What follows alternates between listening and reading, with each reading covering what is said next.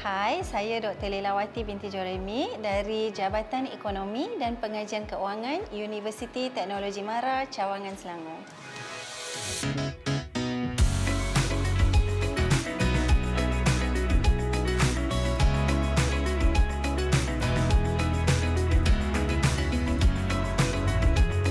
Okey, senang je. Sebenarnya anak-anak ni mereka tidak tahu kepentingan wang, tidak tahu menilai wang sebab mereka ini tidak bekerja dan tidak berusaha untuk mendapatkan wang.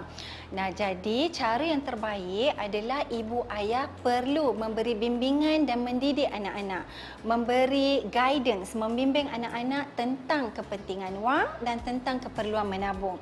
Gunakan formula 4B. Yang pertama, buka akaun simpanan untuk anak-anak. Tunjukkan kepada anak-anak, sebenarnya ia mesti bermula daripada ibu bapa itu sendiri untuk menunjukkan contoh yang baik. Ya, dari segi perbelanjaan, dari segi simpanan dan tabungan.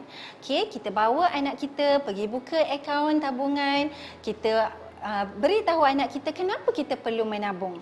Untuk menggalakkan anak menyimpan wang dalam akaun simpanan setiap bulan memang agak mustahil kecuali bagi ibu ayah yang consistently memberi wang allowance kepada anak-anak. Tapi bagi mereka yang tidak, tak ada masalah. Kita ada musim perayaan.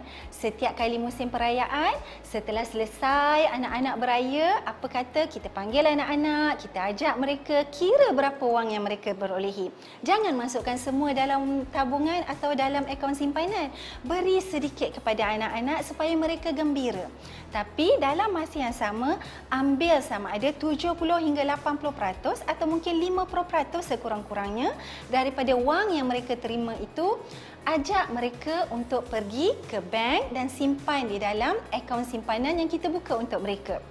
Setiap hujung tahun atau mungkin awal tahun, kita tunjukkan pada anak-anak berapa wang yang terhasil daripada simpanan mereka. InsyaAllah, jika anak-anak melihat akaun simpanan itu semakin bertambah, saya yakin mereka akan lebih bersemangat untuk menyimpan.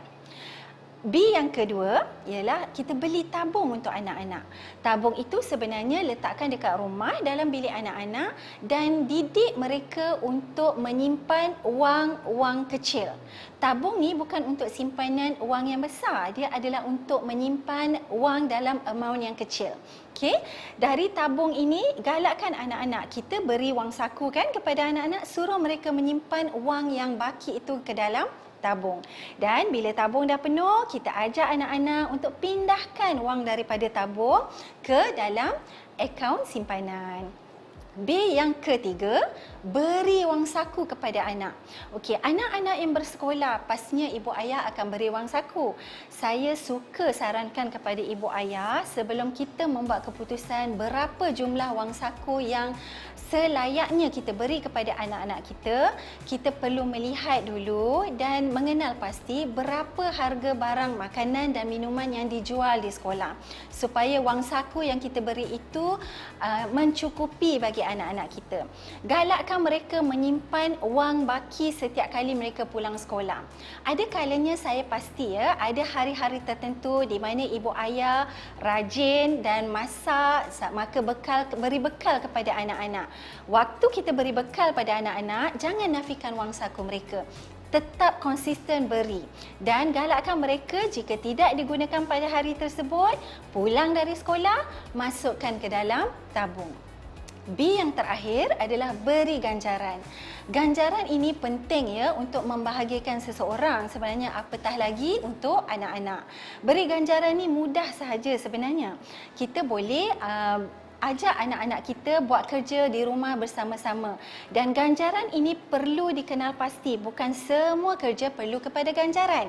Tapi ganjaran ini perlu dikenal pasti, contohnya apabila anak-anak membuat kerja rumah yang kita minta, yang agak sedikit berat. Tapi jangan biarkan anak-anak buat kerja rumah itu bersendirian. Buat bersama keluarga.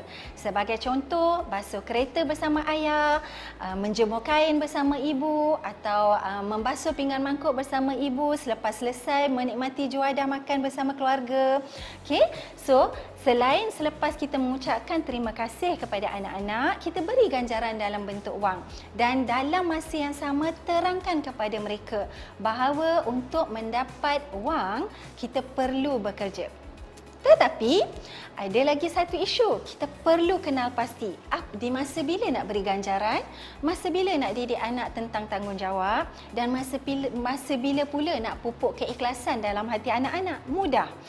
Tanggungjawab bila kita kata pada anak-anak setiap bangun pagi mereka perlu pastikan katil dikemas rapi. Mereka perlu pastikan bilik dikemas dengan baik. Mereka perlu pastikan untuk membasuh kasut sekolah sendiri. Itu tanggungjawab.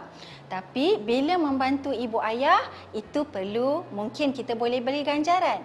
Keikhlasan, contohnya bila pulang ke kampung, jumpa dengan atuk, jumpa dengan nenek, beri bantuan, pertolongan untuk bantu nak atuk dengan nenek buat kerja, tak perlu kepada ganjaran. Itu kita perlu didik, perlu dipupuk rasa ikhlas untuk membantu ahli keluarga dan orang yang lebih tua.